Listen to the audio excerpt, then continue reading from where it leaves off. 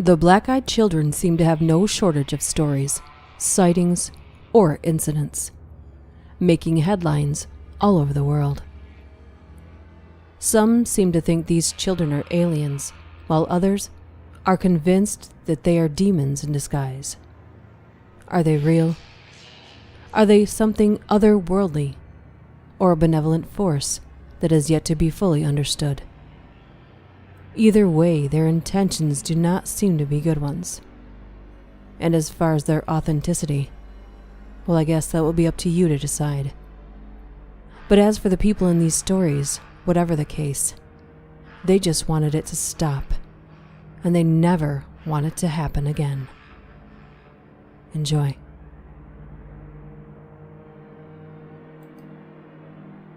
It almost felt like a dream. I woke up to my dog Lucy barking. She was upright on the bed where my husband and I were sleeping with our 22-month-old daughter, staring at our door like an unknown stranger was out there rummaging around.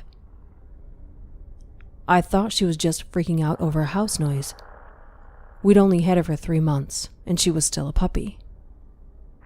It could have been anything: our roommate, a creak from the house settling, the awnings moving outside in the breeze. I wasn't too concerned initially. I decided the best bet would be to open the door and show her that nothing was there. It sounds silly, but that's what we do with our daughter. I figured it would work, with the puppy too. I opened the door, and she raced to the front door. There she stood, snarling at the door. It was an angry, violent growl, one that I had never heard her make before. I looked groggily at her and opened the baby gate blocking the doorway, planning to open the door and show her that everything was okay. The second my hand reached for the deadbolt, Lucy went wild. She started barking and jumped toward me, and when I touched the metal, she suddenly changed her temper. She whimpered, almost like she was afraid, and started backing down. As her mannerism changed, so did mine. I wasn't calm anymore. My heart was racing and sinking at the same time. I had been flooded with a mixture of fear and dread. I looked through the peephole. I can't explain why I looked, but I did. Outside were 2 kids. One was just a smidgen shorter than me and didn't look much younger. I'm 21, and she looked to be 16 or 17, slender and pale. Her hair a light shade of honey blonde. It was long, with blunt bangs in the front that covered most of her eyes. She held the hand of a small girl who looked to be around 3 or 4. The smaller girl looked at the floor shyly, but had the same shade of hair tied back into a ponytail. She held a stuffed toy under one free arm, and it was identical to one my daughter has, as was their style of dress. Had it not been for the feeling of overwhelming dread and fear, I probably would have asked these children in and given them some tea or hot chocolate to get them out of the bitter cold. But something about them seemed off. At this point, I hadn't made any noise. I hadn't shushed the dog or grumbled. Nothing. I hadn't turned on any lights. These kids had no indicators. I was at the door. The older one spoke. She had a voice that was mature, confident, strong, and accentless. She held her head tilted downward so I couldn't see her eyes as she said, "We have to use your phone." I stood frozen in fear. How did she know I was there?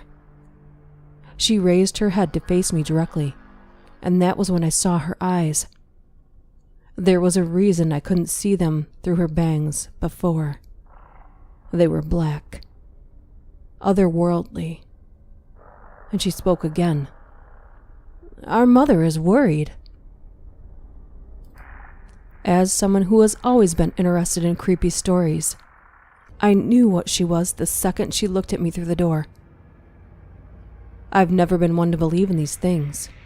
As a staunch atheist and skeptic when it comes to the paranormal, I had written off many a ghost story from friends and family, eager to tell me their tales.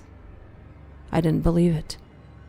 Still, I couldn't rationalize my way out of this. I was standing with nothing but a thin wooden door between me and a black-eyed kid. There was no questioning what was right in front of me. I did not answer her. Slowly and silently, I backed away from the door. Lucy, still cowering at my ankles. She kept talking. "Just let us in to use your phone." I took another step back, and with that step, the tone changed. At first, she seemed polite. When I took that second step back, she became commanding, almost hostile. "We're not going to hurt you. If we wanted to do that, we would have just broken in. I'll ask again. May we come in and use your phone?" Lucy snarled at the door, and I inched backward, though something inside me seemed to slowly be pulling me back toward the door. It wasn't a physical pulling so much as a subconscious need to go back and let them in. I got to my room, covered up the window, locked the door, and sat there in the dim of the nightlight. I heard her call me back to the door once more, and then quiet. I didn't go back to sleep that night, and I haven't slept right since. I know from reading about them that black-eyed kids can't just come in without permission.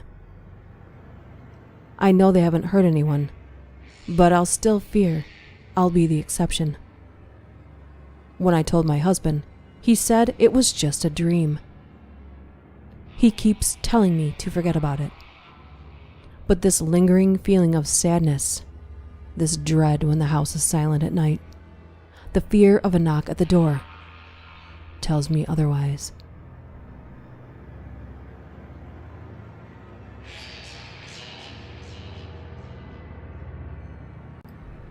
I live in northern Texas. I don't believe in the paranormal, ghosts, demons, aliens, whatever. However, I did have an event happen to me on Halloween 2013 that has me questioning everything. It had been a slow trick-or-treat night in our neighborhood that evening, which is pretty odd in itself. We usually have kids from different areas dropped off in ours and have a constant parade at our door. That night, I'd say we had no more than 8 or 10 groups of kids come by the entire night. It was about 9:30, and my husband and I were sitting in our family room watching some of those ghost shows based on supposedly actual events. Like I said, I don't believe in that stuff, but I do like a good ghost story now and then, and it was Halloween. At this point, we hadn't had any activity in the door in over half an hour, and it was getting late, so we decided to turn off the porch light and let our dog out of her crate. Our dog Chloe is an American bulldog and is very docile. We only put her in there because we were afraid she'd get out to play with all the kids, and I didn't want to chase her down the street. Also, we didn't want her to scare any of the kids because she was a little intimidating to smaller children. I turned off the outside light, let Chloe out, and she followed me back to the couch and laid down at my feet. It was getting close to 10 p.m. when my husband decided he'd had enough and was going to shower and get ready for bed. Now alone, watching TV and kind of on edge.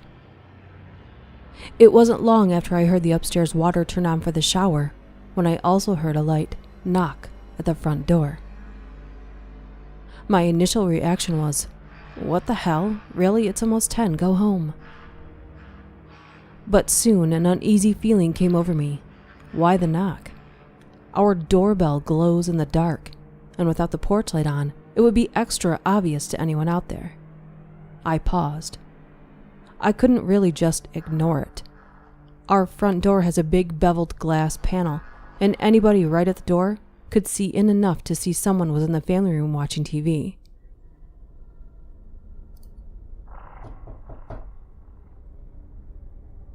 Again from the door. I glanced down at Chloe, and she was gone. I followed her usual path to the front door, expecting her to be right there. She wasn't. I stood up to look around and found her crouching by the back door like she wanted out. But she never asks to go out like that. She always comes and licks my hand or puts her head on my knee. This was completely out of character for her, and I have to say heightened my anxiety. I yelled up to my husband, but if he was already in the shower, I knew there was no chance of him hearing me now. About that time, a car drove down our street and cast just enough light on the door to where I could see the silhouettes of 2 small children through the glass. I instantly felt relief. It was just some kids. Probably a couple of my neighbors on their way back home that wanted to stop by and show me their costume or something. I headed to the door and turned on the porch light. A little late for such young ones, I thought, and I began to wonder about what kind of parents would let their kids run the streets that late at night. I only opened the door enough to where I could block Chloe's escape if she decided to grow some balls, which was only about 2 feet. What struck me immediately as odd was the kids weren't wearing any costumes. They were in normal street clothes. Also, they didn't say trick or treat either. I began to feel very uneasy. It was a girl and a boy. The girl to my left was older. I'd say about 11 or 12. I could tell she was blonde, but I couldn't make out any distinct features, as the lights are from high above at the front of the porch, so most of the light was coming from behind them. I had not opened the door wide enough for any light from inside to hit them directly. The boy was younger and about a foot shorter, I'd say about 8 or 9, and looked to have light brown hair. The girl very politely asked, "Ma'am, can we please come inside and use your phone to call our mom?" As she spoke, something in the pit of my stomach was telling me something was wrong. What kid, even at that age, didn't have a cell phone? And I couldn't remember the last time I had anybody ask me to use my home phone. Hon, don't you have a phone of your own to call your mom?" I asked her. This was when things got really weird. Both kids turned to look at one another, like they were going to say something, but never spoke. They both turned back to me, and the girl said, "Ma'am, my cell phone battery doesn't have any charge left in it. Can we please come inside and call our mother? We're alone out here, and my brother is scared." I have to admit, there were 2 competing feelings going on inside me. The first, that of a mother's heart. I wanted to help these small children get to their mother. The other, a sinking fear in my gut that was keeping the other feeling at bay. It was then that I noticed that during the short conversation I'd already opened the door a few extra inches, which I was completely unaware of doing. I stopped. "Honey, why don't you give me your mother's number and I can call her myself?" Another pause, and they again looked at each other. After a moment, they turned back to me and the girl said, "Ma'am, my little brother has to use your bathroom. Can we please come inside while you call our mom?" And with that last statement, the little girl moved closer toward the door like she was going to just walk in on past me. As she did, she stepped into the light, coming from inside the house, and I got my first real good look at her. Solid, jet black eyes. That's all I could see. That motherly instinct was gone and replaced by terror that I don't think I've ever felt in my life. I could feel every hair on my arms and the back of my neck standing at attention. I closed the door to where my face was just able to stick out. The girl stopped and pleaded again. "Please, ma'am, we're really scared and alone out here. We have to come inside. Please help us." Then, like on cue, both kids began to whimper and cry. That's when the fear took over, and I shut and locked the door. "I'll call your mom if you give me the number," I shouted through the door. "But I'm not letting you in my house." I could still see them stand there on the porch, just staring at me through the beveled glass pane. Part of me wanted to run upstairs to my husband, but the bigger part didn't want to lose track of where they were. It would have freaked me out even more not to know where they were. After what seemed like forever, but was probably only a few seconds, I decided I'd call my neighbor that lived across the street. As I made my way to the side table to my phone, I glanced back at the door and noticed when I got to my phone and started to look for my neighbor's contact info that only then the kids stepped away from the door and began to walk to the street. As they did, I walked to the door to get a better look to see where they went, still not calling my neighbor. From the front door, I could see that the kids were standing under the street lamp nearest my house, staring right at me. As I lifted the phone to my ear, only then did the kids start walking down the street. I met my neighbor out under the lamp once he was out there, but the kids were nowhere to be seen. I don't believe in any of this stuff. I had never even heard about black-eyed children before talking to my friend. What I really think, what I need to think, is that these were just some kids out yanking people's chains on Halloween. But I will say they were really good. They scared the shit out of me and my dog.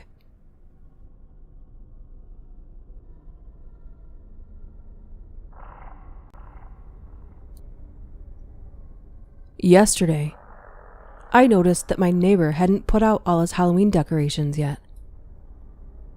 The past 2 years I've lived next to him, he's gone all out for Halloween. I don't know him well, he's younger, single.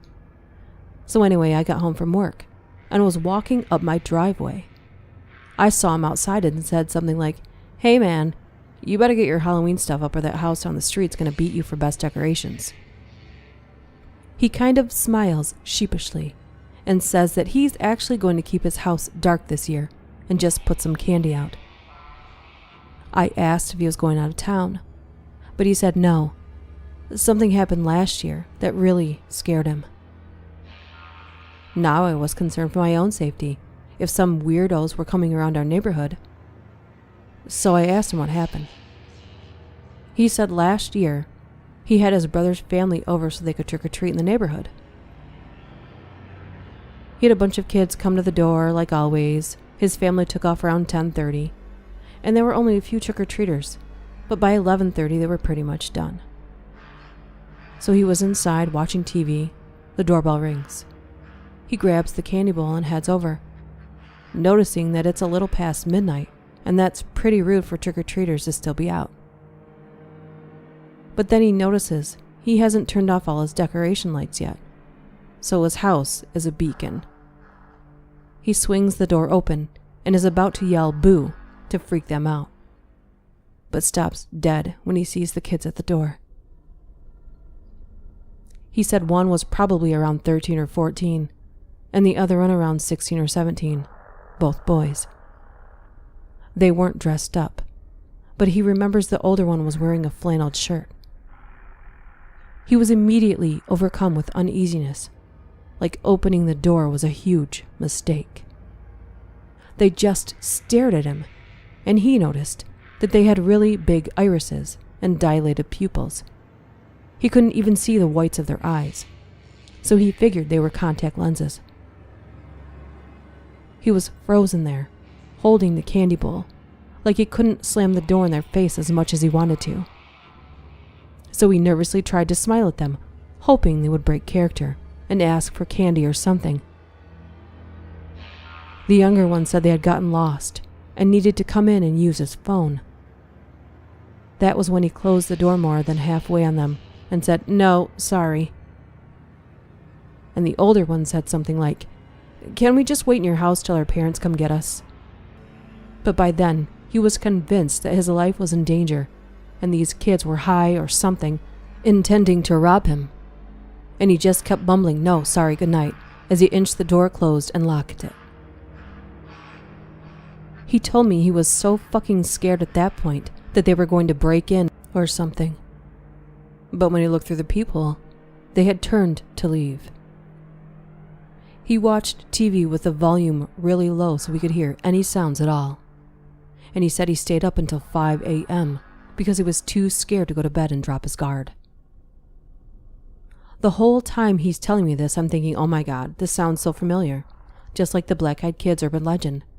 Then I thought, hey, maybe this dude is trying to scare me. After all, he does have the Halloween spirit. So I'm looking at him, trying not to seem too gullible. So I'm like, man, that's crazy. That sounds just like the Black-Eyed Kids. He looks at me blankly. The what? Is that a movie or something? I said no, but I told him to go look it up online. An hour later, I get a knock at my door, and adamantly almost jumped out of my skin thinking it was a demon child. It was my neighbor, and his eyes were enormous. He swears to me up and down that he had never heard of the Black-Eyed Kids before, and it's so similar to what happened to him. So we talked a while longer, and I told him that quite possibly a few kids with black contacts were trying to freak people out on Halloween, which would be genius, by the way. But he said the fear he felt was so primal the second he opened the door. So, if you're out late at night and some strange child asks you for a ride, or you're home alone and you hear a quiet knock from a kid you don't recognize, followed by a request to come inside, what will you do? Will you ignore your instincts telling you everything about the situation is wrong? If you let them in, let us know what happens. Or email me at DuchessDark676@gmail.com. Good luck. See you next time.